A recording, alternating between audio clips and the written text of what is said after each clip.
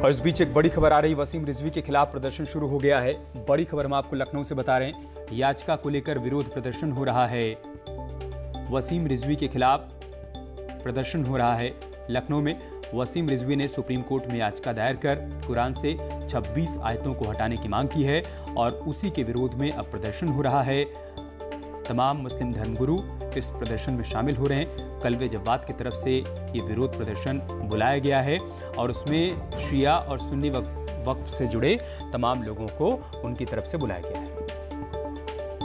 और लखनऊ से हमारे सहयोगी मोहम्मद शबाब इस वक्त हमारे साथ जुड़ चुके हैं। शबाब, क्या जानकारी, क्या अपडेट है आज के इस विरोध प्रदर्शन को लेकर? देखिए, वसीम रिजवी के खिलाफ जो प्रदर्शन बुलाया गया था उसकी शुरुआत हो चुकी है। कैमरामैन मेरे आपको दिखाएंगे कि जो मंच है वो तैयार हो चुका है और हज़ारों की तादाद में भीड़ जो है वो जमा होने लगी है। 2 बजे का कार्यक्रम बुलाया गया था। मौलाना कल्बे जव्वाद जो हैं वह सब कार्यक्रम में पहुंचने ही वाले हैं। इसके अलावा तमाम दूसरे धर्म के जो लोग हैं, जो दूसरे जो है शिया सुन्नी मजहब के तमाम जो धर्मगुरु हैं वो सब धीरे धीरे मंच पर पहुंच रहे हैं। हज़ारों की तादाद है और आप देखिए कि अभी भी जो लोग हैं वो धीरे धीरे जो है वो कार्यक्रम के लिए पहुंच रहे हैं। और इस रैली के लिए, इस प्रदर्शन के लिए मौलाना कल्बे जवाद ने कल ही से कॉल कर दिया था और सभी लोगों से एकजुट होकर वसीम रिजवी के खिलाफ जो है वो हल्ला बोलने की बात कही थी। और उसका नतीजा ये है कि हज़ारों की तादाद जो है वो यहाँ पर जमा हो रही है। बहुत सारे लोग हमारे साथ हैं। शमील भाई, कैसे तैयारी है और क्या कुछ एजेंडा है कार्यक्रम का? देखिए, ऐसा है कि अल्लाह ताला कुरान मजीद में इरशाद फरमा चुका है कि इस किताब को हमने ही नाजिल किया और हम ही इसकी हिफाजत करने वाले हैं। तो जाहिर सी बात है कि ये वसीम रिजवी जैसे लोगों की औकात नहीं कि उस पर हर्फ लगा सके। और कुरान के लिए तो ये मशहूर है कि कुरान के एक ऐसा समंदर है कि जिसमें न जाने कितने फ़िरौन गर्क हो गए, तो वसीम रिजवी की हैसियत क्या है? मैं देखता हूँ कि अल्लाह ताला जो है वो हमेशा दीन के काम कई बार शैतान से भी ले लेता है। जो शहर बदनाम था शिया सुन्नी फसाद के लिए, इस बेगैरत इंसान की वजह से आज वो शिया सुन्नी इत्तेहाद के लिए मशहूर होने जा रहा है। और ये रैली जो है जिसमें शिया और सुन्नी तमाम लोग शिरकत कर रहे हैं, ये अल्लाह का एक बहुत बड़ा हम लोगों के ऊपर जो है वो समझ लीजिए एक इनायत है अल्लाह की कि जिस जगह के ऊपर लोग फसाद के लिए जिन जगहों को जानते थे वहाँ पे शिया और सुन्नी सब मुत्तहद हुए हैं, क्योंकि एक नबी, एक कुरान, एक। ठीक है शबाब, यहाँ में एक छोटा सा ब्रेक लेना होगा। इस बड़ी खबर पर आप लगा। पंचायत चुनाव से पहले यूपी में सियासी महाभारत की शुरुआत हो गई है। मुख्यमंत्री योगी आदित्यनाथ ने शनिवार को लखनऊ में एक कार्यक्रम के दौरान समाजवादी पार्टी की तुलना कौरवों से की और कहा कि भर्तियों को लेकर खानदान में बंदरबाट हुआ करती थी, जिसके बाद से समाजवादी पार्टी हमलावर हो गई है। वहीं बीजेपी कह रही है कि सीएम ने जो कहा सही कहा।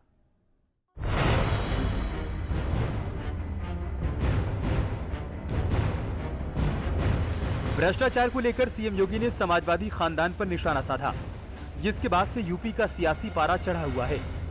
अब समाजवादी पार्टी की ओर से बीजेपी सरकार पर हमले तेज हो गए हैं। मुख्यमंत्री ने कहा था कि पहले भर्तियों को लेकर समाजवादी पार्टी में लूट खसोट होती थी, कभी चाचा लूटते थे तो कभी भतीजा। उन्होंने महाभारत का जिक्र करते हुए इशारों में समाजवादी कुनबे की तुलना कौरवों से कर डाली। समाजवादी पार्टी सीएम योगी के बयान पर बुरी तरह से बौखला गई। पहले मुख्यमंत्री योगी का वो पूरा बयान सुनिए। 2017 के पहले होता था, कोई खानदान ऐसी होती थी कि जो अलग अलग भर्ती उनको आवंटित हो जाती थी। ये फलाना भाई देखेगा, ये फलाना चाचा देखेगा, ये फलाना भतीजा देखेगा, ये फलाना देखेंगे, ये सब होता था ना यहाँ पे।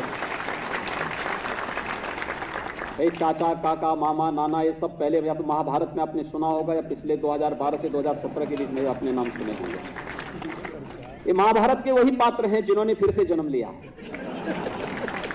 और ये लोग जैसे महाभारत करके भारत की प्रगति को पूरी तरह बाधित किए थे, इन लोगों ने फिर से प्रदेश के विकास को बाधित किया था।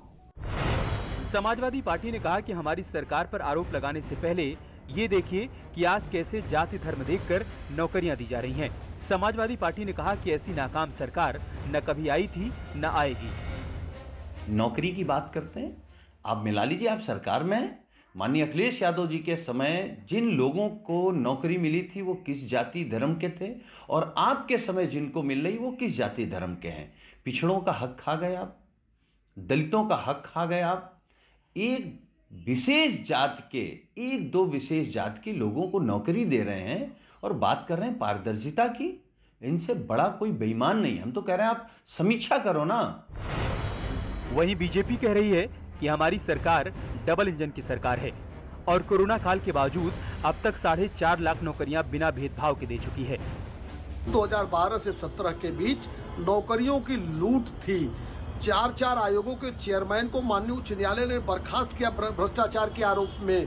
अखिलेश यादव के परिवार के लोगों के बीच विभाग बांट दिए जाते थे कि पुलिस विभाग ये संभालेंगे, राजस्व विभाग ये संभालेंगे, और वो लोग नौकरियां बांटते थे। चंद जिलों के कुछ जात विशेष के लोगों को नौकरियां दी जाती थी।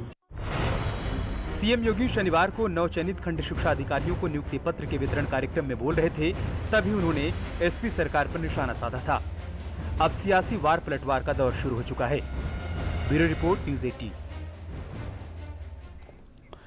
टोल प्लाजा पर एक डिस्ट्रिक्ट जज के साथ टोल मैनेजर का एक वीडियो वायरल हो रहा है, जिसमें जज साहब अपने पद का दुरुपयोग करते हुए बिना टोल टैक्स दिए जाना चाहते थे, लेकिन टोल मैनेजर ने जज को कानून का ऐसा पाठ पढ़ाया कि जज साहब की बोलती बंद हो गई। उच्च न्यायालय मतलब हाई कोर्ट, आप हाई कोर्ट से नहीं हैं, आप डिस्ट्रिक्ट कोर्ट से हैं। जज साहब को नैतिक शिक्षा का पाठ पढ़ाने वाला टोल प्लाजा मैनेजर अब सोशल मीडिया का सितारा बन गया है।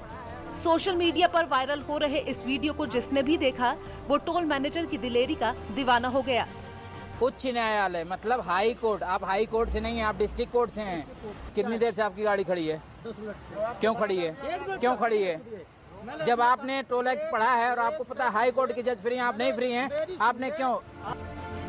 दरअसल जज साहब ये दलील दे रहे थे कि वो राजस्थान और मध्य प्रदेश से बिना टोल दिए आ रहे हैं, और तो और वो यहाँ भी टोल नहीं देंगे। जब टोल कर्मियों ने कहा कि सर आपको टोल देना होगा, ऐसे में जज साहब अपने पद का रौब दिखाने लगे। टोल प्लाजा पर ये बहस काफी देर तक चलती रही। 10 मिनट में टोल प्लाजा पर लंबा जाम लग गया, वो भी सिर्फ 80 रुपए के लिए। टोल कर्मियों ने अपने मैनेजर को बुलाया तो जज साहब ने फिर वही दोहराया कि जब दूसरे प्रदेशों में उन्होंने टोल नहीं दिया तो यहाँ क्यों दें। इसके बाद टोल मैनेजर ने कर्तव्य और अधिकार पर ऐसा लेक्चर दिया कि जज साहब की बोलती बंद हो गई। मैंने कार्ड दिखाया, मैंने कि सर आप अपने किसी अधिकारी से मेरी बात करा दो। आप जब आपको पता है कि आप फ्री नहीं, फिर अधिकारी से बात करना था आपको। गाइड सुनिए, एक मिनट सुनिए भाई, सुनो, राजस्थान और एमपी से आप कहीं से आ रहे हैं, आपने अपने अधिकारों का मतलब गलत इस्तेमाल कर डाला। राजस्थान एमपी में टोल पे मुझसे आपने अपने अधिकारों का गलत इस्तेमाल कर डाला। करा ही है आपने। पेमेंट दीजिए, आप पेमेंट दीजिए। न्यायालय को कंसीडर नहीं करेंगे? नहीं करूंगा। आप रूल नियम से बढ़ के न्यायालय भी नहीं है। नियम में आप फ्री नहीं, आप पेमेंट दीजिए। 80 रुपए दीजिए।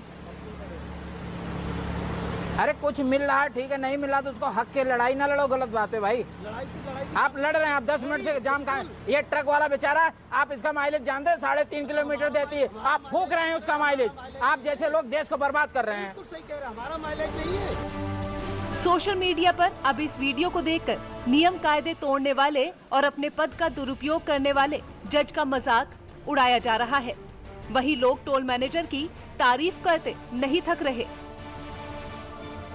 टोल मैनेजर ने कहा कि अधिकारों के मुताबिक हाई कोर्ट के जज के लिए टोल देना माफ है, लेकिन आप डिस्ट्रिक्ट कोर्ट से हैं और आपने लेन जाम कर दी है, इसलिए आपको हर हाल में टोल टैक्स देना होगा।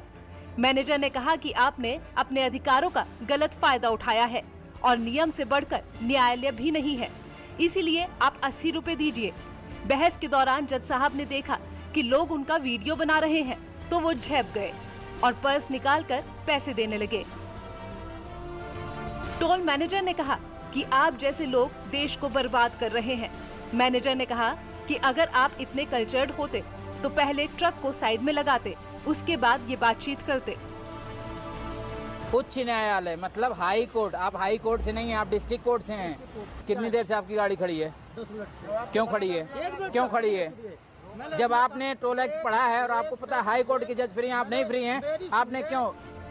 बहरहाल अब इतना ट्रोल होने के बाद एक बात तय है कि ऐसे अधिकारी आगे अपने पद का दुरुपयोग करने से बचते नजर आएंगे।